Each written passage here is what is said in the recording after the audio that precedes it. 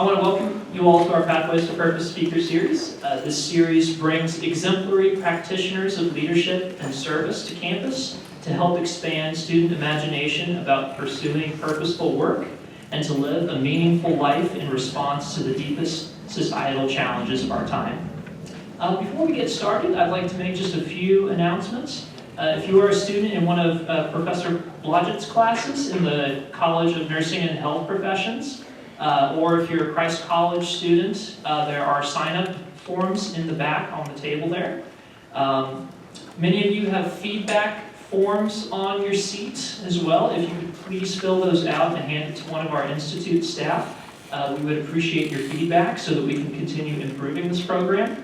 And then finally, I want to give a special thanks to Christ College for co-sponsoring this event as part of their year-long symposium series on healing. And now, to introduce our second speaker in our series for the year, we have Dr. Susan Holman, who is the Eckridge Chair and Professor of Religion and the Healing Arts here at Valparaiso University.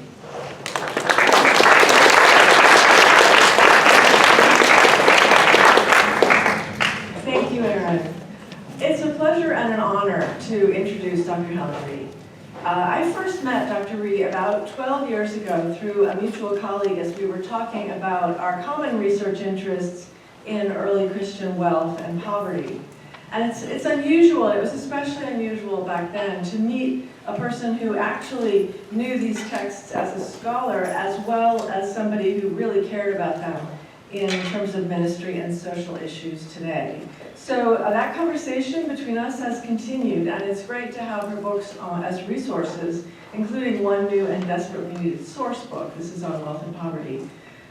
Dr. Rhee has continued to bridge the past and the present in her more recent work on health, disability, and pain, both historical perspectives and her own experiences, which she will share with us this evening.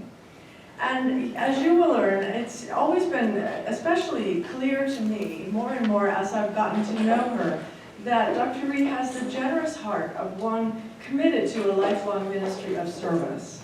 This is clear in her patient gentleness in conversations and in her pastoral role, when you look at her CV, in church, campus ministry, and teaching. An ordained Methodist elder, she's a graduate of UC Berkeley and Fuller Theological Seminary, and she's currently professor of the history of Christianity at Westmont College, where they have winters far better than here, or at least less snowy, so less adventurous. On top of her writing, she has taken students to China, she's taught civic engagement and social justice, she's been quoted in the Washington Post, and she's received a daunting number of teaching awards and grants. She's currently working on 3 related books about illness, pain, and healthcare, including one about her own journey with these issues. And for us here at Valpo, I believe she offers a vital voice of one who knows firsthand what it means to live with bodily suffering within a faith-based context and a global community. Her talk tonight is titled Chronic Pain, Sustaining Faith, Hope, and Healing in Research and Real Life. Please join me in welcoming Dr. Rhee.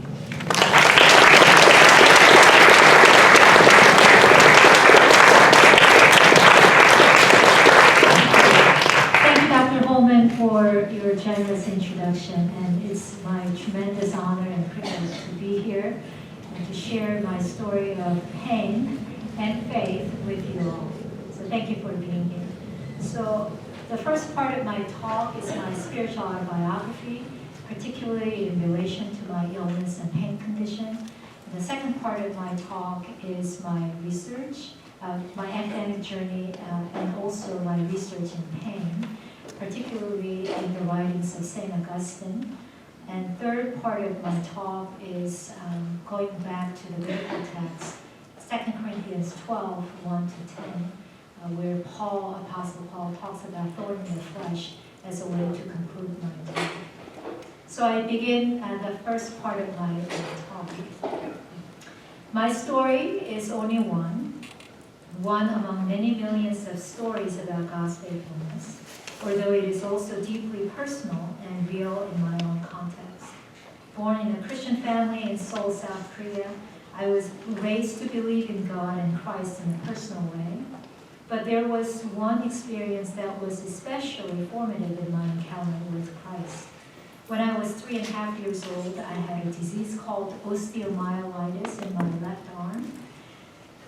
It was considered fatal and incurable, at least back then in South Korea, mid-70s, revealing my age. Basically, it's an acute infection in bone, spreading rapidly throughout my body. My particular case recurred every 15 days and required a new surgery each time it recurred. That made my situation rather bleak and virtually hopeless, given my young age, the pace of recurrence, a number of surgeries, and a period of healing from the surgery it all required. According to the doctors who had examined me, my infected arm had to be amputated as soon as possible, but a chance of survival was still slim due to my unique situation and predictable complications.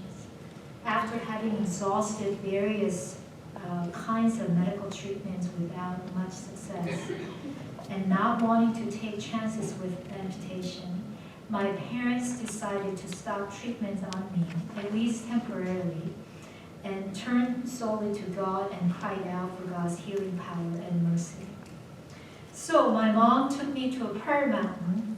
It's a retreat center in a mountain area with individual prayer cells, and we stayed there for about a month and a half. Now, the size of my infected arm was the size of my calf, even sometimes the size of my thigh. It was swollen and filled with pus and other stuff. I could not wear any shirt with a sleeve. It was excruciatingly painful, even as I remember still. I couldn't sleep or remain still because of pain and fever. On the first day at the prayer mountain, a pastor prayed for my cure. I still remember that as she was praying, I saw a vision of whom I thought Jesus. And he was actually embracing my arm and petting my arm like this. And I told Mom about it after the prayer. After that experience, to make a long story short, a series of unimaginable things began to happen during my stay there. One day, when I thought I was alone in a room, I began to run in circles. It was an unimaginable thing in my condition because I was completely lopsided with my arm the size of thigh, and I couldn't even move or even crawl or run, anything like that. A week later, when I again thought I was alone in my room, I began crawling on my elbows. After having witnessed a series of events like this, my mom decided to take me back to the doctors, the same doctors who had examined my arm earlier, for a checkup. So when all those doctors re-examined my arm, lo and behold, they found that the infection itself was gone. They could not trace that infection. Although a complete healing of my wounds took several more years, God did cure me from the fatal infection then without further surgeries. And through this event, though I was very young, I did experience Christ, literally as the Savior of my life. My health was restored completely when I was 7.5 years old, so a little more years later, even better than before. And I played a number of sports, including track and field, basketball with my height, and baseball, soccer, and ping pong, and I also dabbled in martial arts. Now, fast forward to my junior year in high school in 1988. I had been feeling quite dizzy and pain in my stomach for more than a month, and I shared this with no one. One day in March, I collapsed at school and was taken to ER in the hospital. Initially, I was misdiagnosed with leukemia, and I was in a critical condition on the verge of death. It turned out that I had been internally bleeding for some time. Doctors were puzzled how to stop bleeding and treat my case. 13 years after my osteomyelitis, a prospect of death became real again. even more so this time in my consciousness, and life seemed so frail before death. I received such a huge amount of blood transfusion in such short period of time that it seemed as though my upper body literally turned purple. One day, my mom's friend was praying for me in the ICU and sensed that God was calling me to pursue a seminary and a vocational ministry. When my mom relayed that message to me, I couldn't believe it. For one thing, I never thought about a religious vocation. For another, I had not seen any female pastor as a positive role model in my church, even if actually I grew up in a Methodist church that ordains women. It would take several years for me to cultivate and own that calling as my own. Furthermore, this calling would take somewhat different configuration and some detours due to my physical challenge. Back in the ICU, however, in the back of my mind, I knew I had to say yes to this call, and I did, with much reluctance. After I said yes to this call, my bleeding apparently stopped, as examined and reported by the doctors that evening. I took this incident as God's intervention and believed that I was given a second chance. No, in fact, a third chance to live, now with a specific call in my life. Thus, another chapter of my God-spared life involved. But this renewed life, for which I was certainly grateful, did not go the way that I expected and envisioned. Although I was rescued from death, this time my physical condition was never restored to my previous state of health. While I was in hospital, I was unable to engage in any thoughtful work that would require my energy or cognition, whether it be physical, mental, or spiritual. I couldn't move around, I could not read, think well, watch TV, or anything else. Of course, I couldn't go to church and worship. My life consisted of lying in bed, looking at the bare walls, praying and trying to listen to some books, sermons, and music, mostly in the midst of the acute pains or heavily medicated state. I was discharged from the hospital after 70 days, but serious internal bleeding occurred, at least several times every year for over a decade. And I also developed other medical problems, including fibromyalgia, which is a complex chronic musculoskeletal pain disorder accompanying other symptoms, in my case, migraine, insomnia, extreme fatigue, arthritis, sciatica, vertigo, cognitive dysfunction, and irritable bowel syndrome, to name a few. In the meantime, my family immigrated to the United States, the LA area. That's when I was 17 and a half years old. My new life in the US began. Amazingly, I was able to attend a school during the school year, more or less. Although a language barrier, cultural adjustment, academic pursuit, and my illness were challenging enough, I was just so thankful that I was able to attend the school. Nonetheless, I would get sick during breaks, any breaks, spring break, summer break, winter break.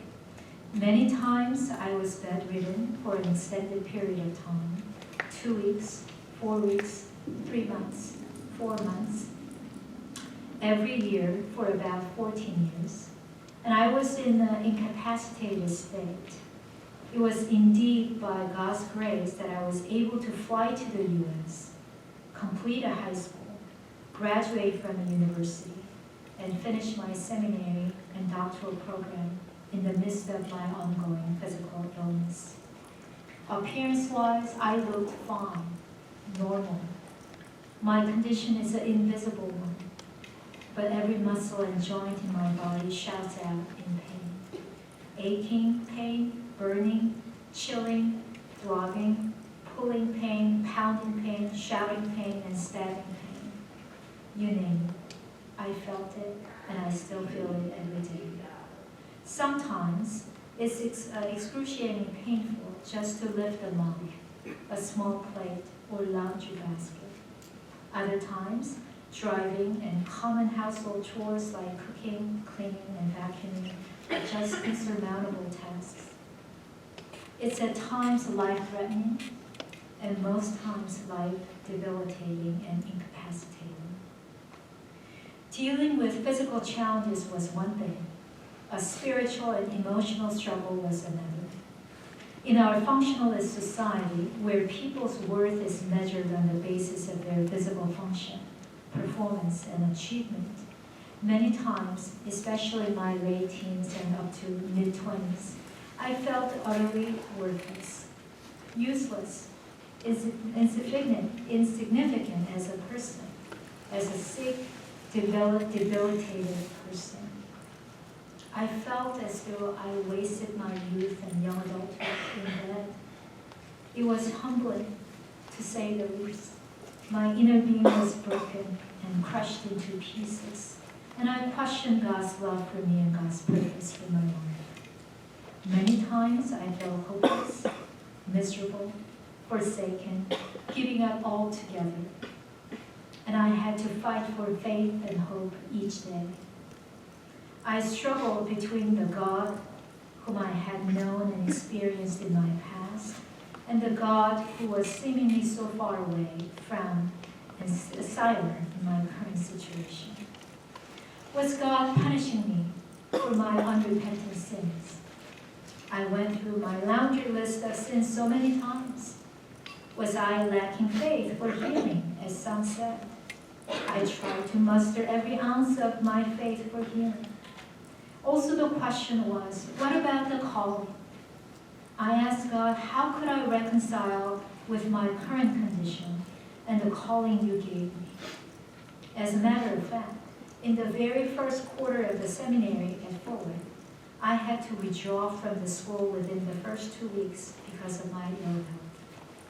The same thing happened several times throughout my master's and doctoral programs. Each time I was bedridden for 3 months. I thought God wanted me to pursue seminary education and vocational ministry, but that was what was happening to me. Was I mistaken about God's calling?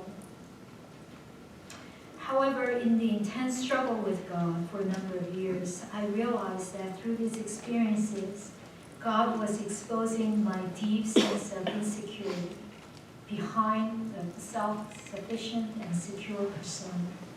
And He was dealing with my search for significance syndrome, that is my tireless effort to find my significance and worth through external performances and achievements. These experiences then led me to the Songs of Lament as the authentic and painful cries of hope, petition, and even protest to God. If there is anyone who could hear my lament and handle my lament, it is of course God. While engaged in these prayers of lament, these experiences also made me reflect on the book of Job. I consider 2 fundamental points from the book. First point, Psalm's challenge to God. Will a person fear God for nothing? Second, where can wisdom be found? The first question raised an issue whether the humanity, including I, as creatures endowed dependent on God, as creatures entirely dependent on God for well-being, would love God for God's sake or only for His benefits. The second question raised an issue whether the humanity, including I, as creatures endowed with creaturely wisdom, that is fearing God and shunning evil in Job, would live within the bounds of creaturely wisdom or demand to participate as equals in God's wisdom. What these 2 questions brought to the fore was the question of theodicy, that is, how to reconcile suffering, or sometimes undeserved suffering, with a God who is all-powerful, all-loving, and all-just. Job's friends, their retribution theology, which said, not only if you sin, and you will suffer. But they also flipped it around and said, if you suffer, you must have sinned, thereby explaining suffering only in terms of sins. While I rejected this mechanical notion, I realized that I was also influenced by this notion to an extent myself. Although I was not an innocent sufferer like Job, who asked, why me? And defended his integrity before his friends and God, I also wanted to ask God the question of why me, and to demand an answer from God. Yet, just like Job and his friends, I was silenced by God's mysterious majesty.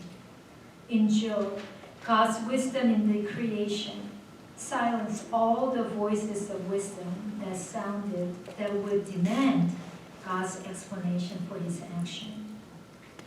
So the issue moves from the theodicy, that is, humans interrogating God for his action, to theology, that is, God interrogating humans, including me, as to whether they would trust him regardless of his benefits, and despite the absence of his explanations demanded by them. Therefore, whether they would live within the bounds of creaturely wisdom. This realization came as a revelation to me and quieted my soul. Part 2. Only in this larger context, I want to talk about my academic journey and research. Growing up, my favorite subject was history, particularly world history. And Christian faith was a priority in my life. So in light of my call, I decided to combine my interest in history and Christianity, and became deeply interested in history of Christianity, particularly how Christians from all ages made sense of individual and communal tragedies, sufferings, challenges, and injustices. And also how Christianity had been relating to different cultures across time and space. So at Berkeley, I chose an European history major to delve into the development of Christian theology, philosophy, and culture. And I was deeply influenced by spiritual pilgrimages and theologies of Augustine, Luther, and Pascal, especially because of their own trials in me. During my master's program, the more I learned about the giants of faith, the clearer it became that they all suffered much.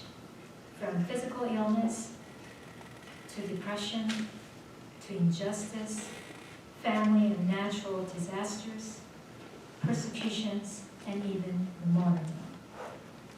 Studying church history gave me a perspective on human frailty and making sense of human sufferings and problems and evil. It anchored me in faith larger than my own. For my doctoral program, I was interested in early church, especially 2nd and 3rd centuries, which is one of the most formative time period of history of Christianity in my mind, when Christian theology, liturgy, scripture, and practices developed and took shape in a relatively hostile environment. Focusing on Christian self-definition in 3 literary bodies of 2nd and 3rd centuries, apologies, apocryphal acts, and martyr acts in the age of uncertainty. It was a constructive study of how Christianity related to the dominant Greco-Roman culture and made sense of Christians' precarious realities and sufferings in imitation of Christ. In my second book, I analyzed how early churches organized care of the poor and the significance of wealth and poverty in constructing Christian identities. In the spring of 2009, my serious auto accident wreaked havoc on my body even more. And since then, I have been spending most of my waking hours standing rather than sitting. Most of my sabbaticals in 2010 and 11 and 2017 turned into medical leaves. And constant pains and aches and extreme fatigues are still present reality for me.